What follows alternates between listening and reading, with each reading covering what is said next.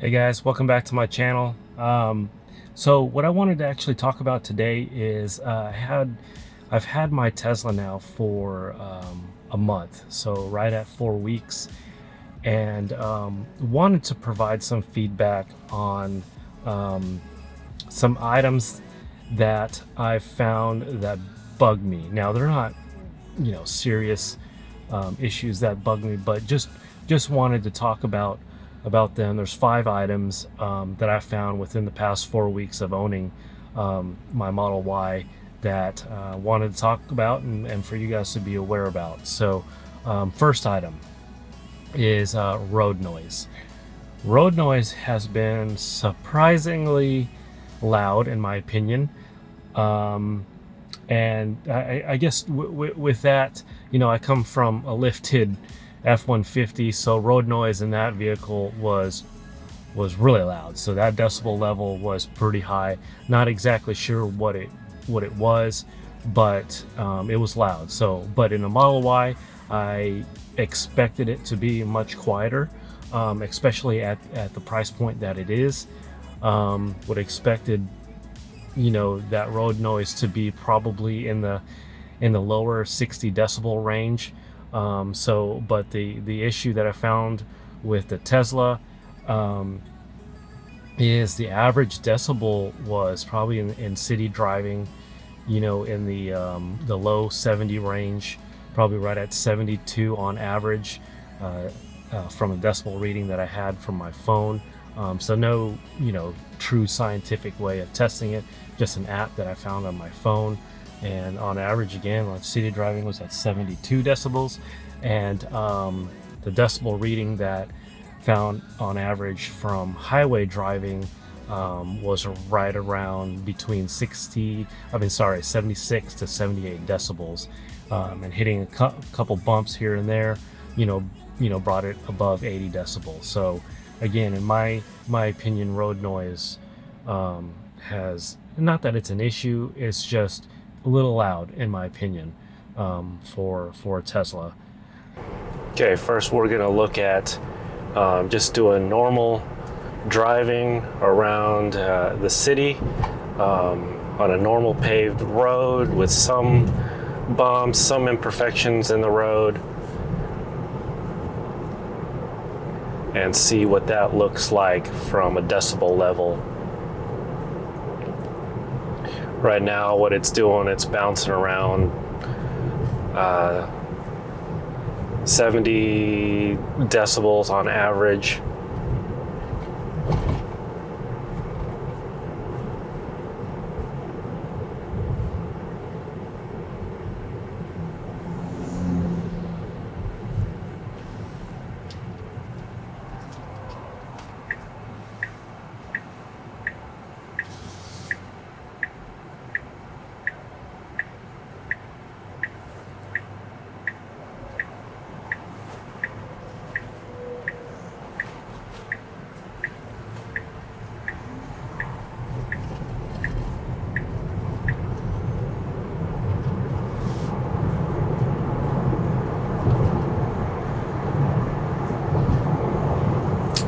And now we're going to go ahead and get on the highway here,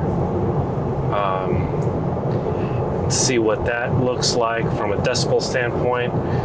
Now this highway is pretty average, I would say. So again, just similarly to the Reddit City pavement, there's a couple bumps. This more or less appears to be kind of an asphalt type topping material on the pavement. So there'll be a little bit of small aggregate in the asphalt.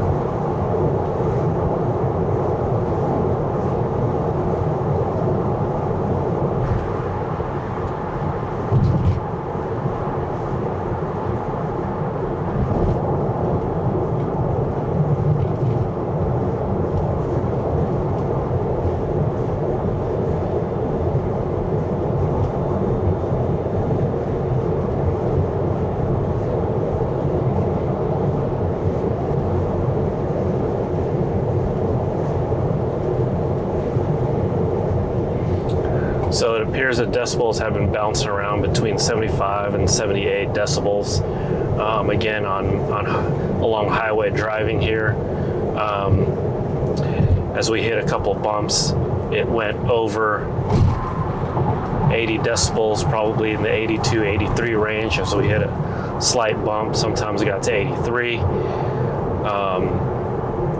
But yeah, there was also, a little bit of wind noise coming through some of the gaps.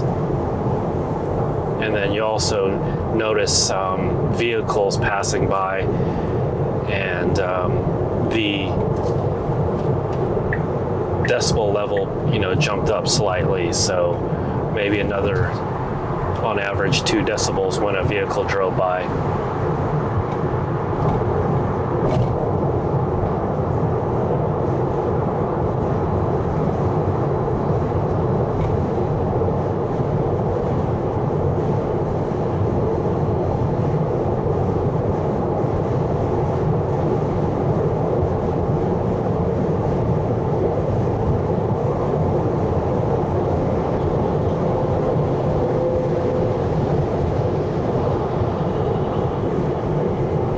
Yeah, I just drove by an 18-wheeler right there, and noticed that the decibels went up about another 2 decibels, up to about from 76 on average up to about 70, 78, 79.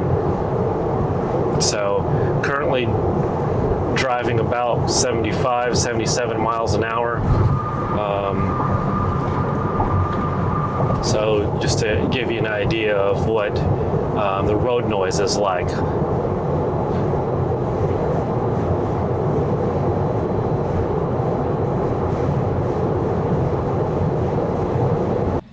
Now, there are 2 things that I have found to help reduce road noise. One option is probably easier and much cheaper than the other. So, but what that is buying. Now, there's a couple of manufacturers that make this, and I'll put a link down in the description below. But it's a gasket kit that you could put along your doors, the inside of your doors, along the perimeter of the front and the trunk. So basically, it's just a little gasket system, and on average, what we've seen is reducing the decibel level about 2 decibels. So, is that noticeably difference? 2 decibels? Probably not, but anything is helpful. The other thing that I've found that has been helpful, I'm not sure how much helpful it is because it's the most expensive option, is to actually move. Now, I have the Model Y Performance, so my tires in the rear are on the 21-inch wheel, and they're currently 275/35s, and in the front they're 255/35s. So what I've found that help reduce road noise is to go a little bit wider. So what people have done is move the existing 255/35s to the front and purchase new 295/35s for the rear. One thing this does do is widen, obviously, the tires a little bit and help protrude just a little bit past the front of the wheel, to help minimize curb scratching, rubbing, whatever you want to call it, but just helps provide a little bit more protection to your wheel, to the face of your wheel. Because for some reason the tires that come stock on the Model Y Performance appear that they're stretched out a little bit. So I don't know, it just seems like the tire is not wide enough. So widening the tires, one, helps just look a little bit nicer, in my opinion. They don't look as stretched out. Supposedly they do reduce road noise, and of course helps reduce preventing scratching by accidentally hitting the curbs and whatever road obstruction or imperfections are in the road. So again, replacing tires is not the cheapest thing, especially when you get to this size, the 295 range. They're not cheap at all, and that particular size of 295 35 is there's not very many options out there, so those tires can be a little pricey. Second item. Now, one thing that I've noticed even from day one is the door closure. Now, closing the door on a Tesla, specifically the Model Y that I have, is surprisingly loud.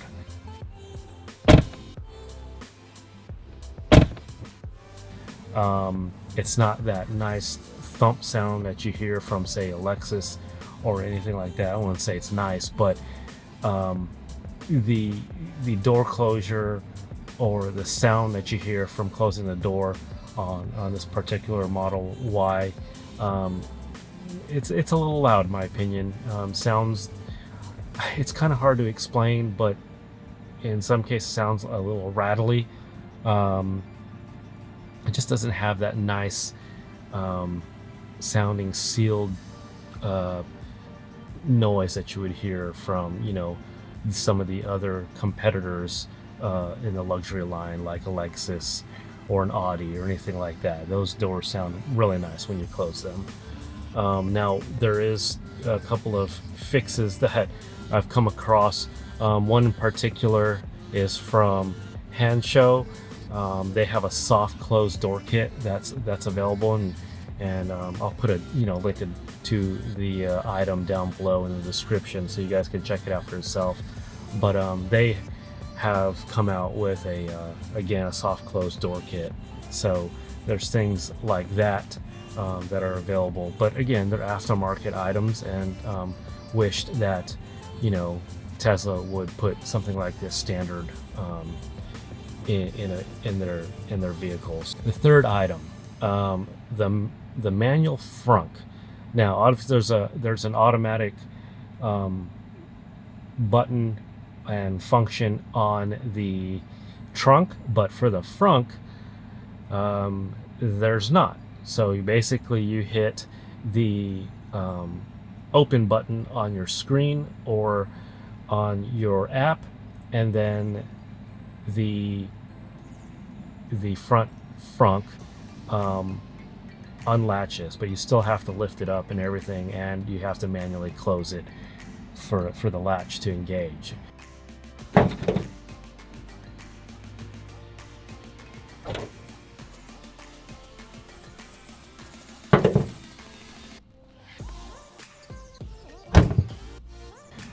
Whereas on the trunk, there's a button to press, and it automatically closes and latches for you. So now, in most other cases on other vehicles, the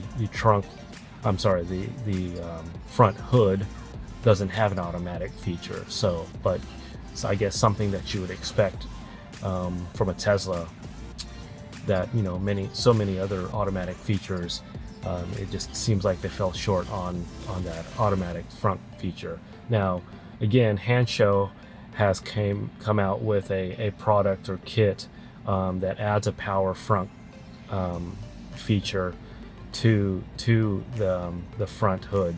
So again, it is aftermarket, but is something that you can purchase and install. And once again, I'll provide a link for that particular item down in the description below. Fourth item, I mentioned this in my video, a pro and con list of owning the Model Y for a week. Now, this is something that still has bothered me, and that's pretty much because it's very hot here in Texas.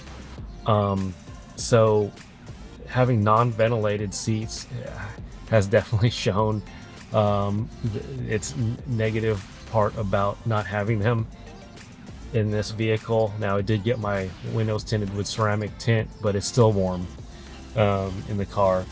Now, luckily, the car does cool quickly, but at the same time, having ventilated seats is always a nice feature. So wish I had something like that. But again, Hancho has come up with a product that it does have a ventilation cooling cushion kit system. Now, this particular kit appears that you would have to replace the front two seats. Now, that's not something that I really want to do, just because I like the seats. I like the vegan leather that it comes with, and I said that as a pro in my pro con video after owning the vehicle for a week. So I really don't want to replace the seats, but at the same time, I wish I had ventilated seats. Now, is this something that I'm probably going to do? Is this something I'm going to do? Probably not. And that's purely because I like the vegan leather seats. So, but there is a kit available for ventilated seats. So if that's something you guys are looking for, it's available by Hancho. And again, I'll put a link down in the description below. Fifth item that I found, an issue that bugs me. Now, it's not so much of an issue unless you really need it. And it's the non-Tesla charging stations where, they don't really have an available adapter that you would need for your Tesla at the non-Tesla charging stations.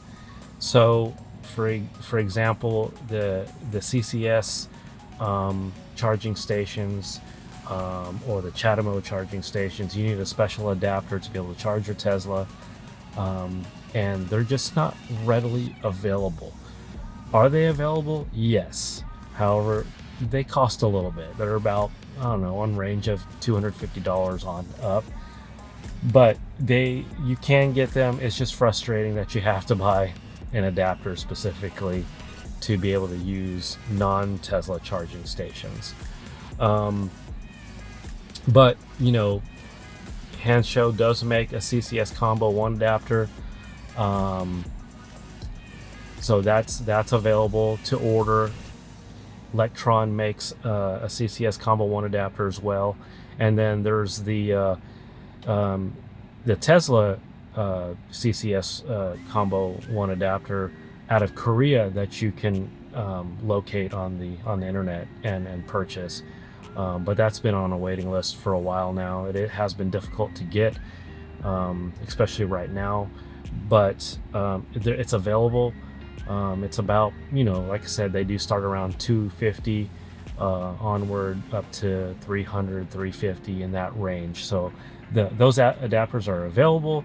And there's been a lot of reviews of those adapters working perfectly fine for the non-Tesla charging stations. So, if you're looking for something like that, check the description down below, and I'll set a link down in the description for you guys to check it out for yourself. Now, for me, I've been able to charge my Tesla at home with a 50 amp circuit, utilizing the 1450 receptacle. So that's been perfectly fine. Just plug it in when I get home in the evening and let it charge overnight, and it's ready to go first thing in the morning. So that's been perfectly fine. Now, going on longer trips, that's when I've had to start trying to figure out, okay, where am I going to stop the charge? How long am I going to be there? But that really hasn't been much of an issue yet. So with that, hope you guys found this helpful. Again, these are just 5, in my opinion, small things that have bugged me after owning the Model Y for a month now. Now, I did find, again, some potential fixes for these particular items. They are aftermarket items, but it appears that they have done great things for other buyers that have bought these and installed them. So I will probably try out a couple of them here in the future, but encourage you guys to do the same thing, and that's why I put the description, or the link down in the description below. So hopefully you guys checked it out for yourselves. With that, hope you guys found this helpful, and we will catch you on the next one. And of course, be sure to subscribe and hit the like button down below. All right, catch you guys in the next one. Bye.